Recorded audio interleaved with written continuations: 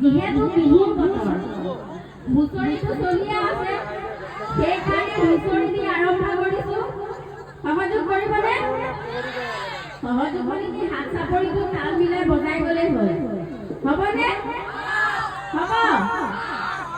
কৃষ্ণাই মূৰতে বকুল ফুলে পাহি নিয়ৰ পাই মুকলি হলৈ গোবিন্দাই ৰাম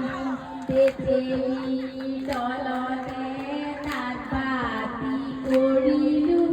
পাহৰি এৰিলো খুচি ঐ গোবিন্দা